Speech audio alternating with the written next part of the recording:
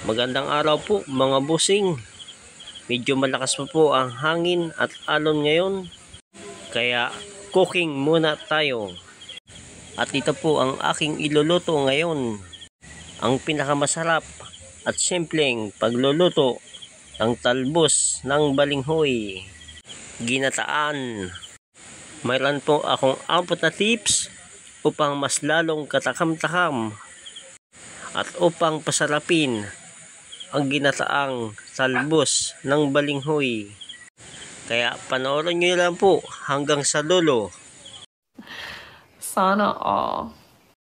At syempre, kung bago ka pa lang sa aking channel, huwag kalimutan mag-like, comment, and subscribe para updated ka sa mga bago kong video. Tip number 1. Gayatin ng pino ang dahon.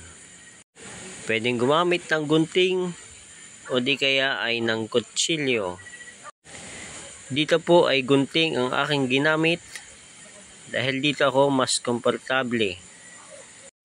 Ganyan po ang aking ginagawang paggagayat. Sinasalasan ko muna siya bago ko po gayatin gamit ang aking gunting na matalas. I believe I can fly.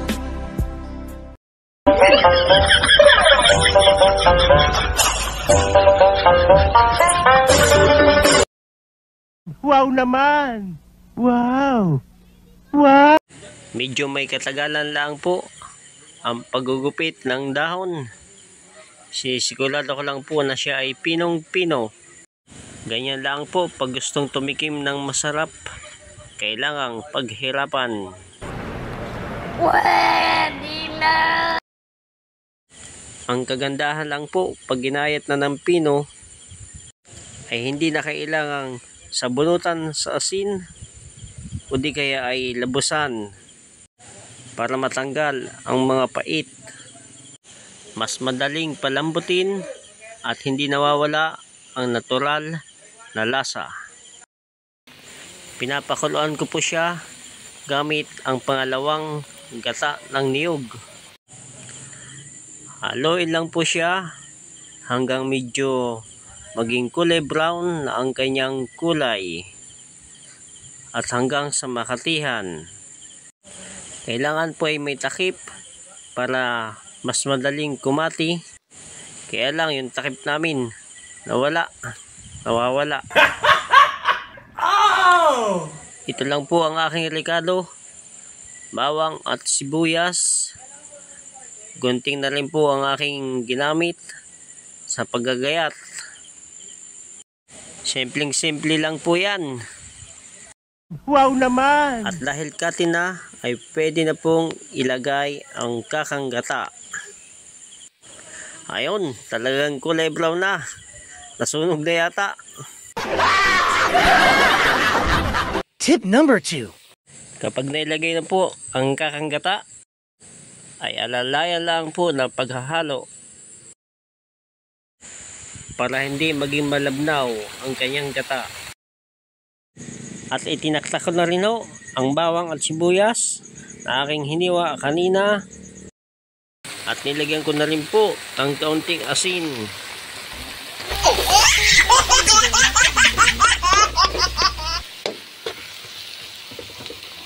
Tip number 3. Hinaan lang po ang apoy. Ganyan po ang aking ginagawang paghahalo. Tusok-tusok lang.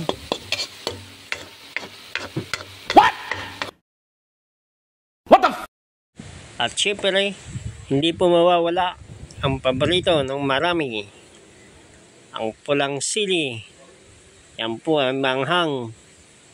Shoutout nga po pala sa mga kaibigan nating Bicolano. Saan po sulok ng mundo kayo naroon ngayon. Ingat po kayo palagi. And God bless.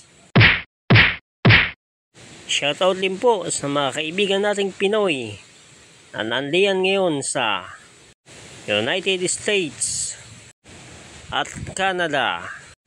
Maraming salamat po sa inyong suporta sa aking YouTube channel. Mabuhay po kayo. Ayan, mukhang katakam-takam na po ang aking niluluto. Paalala lang po, wag na po siyang tatakpan kapag nailagay na ang kakanggata para hindi po lumabnaw ang sabaw. Ayos na po yan. Maya lang po ay pwede nang hanguin. Dahil kaunting-kaunti na lang po ang kanyang sabaw. Samahan pa ng pinirito ang aking pong huli kagabi. Ayan, matambaka at langgit. Ayan na po at binaligtad na. Piniritong isda na saliwa at ginataang talbos ng balinghoy. Ay aga, ligat sobrang sarap. Ay sila na naman ang diet ito. Iano na yan. Hala pa nga niya sa idinayaan.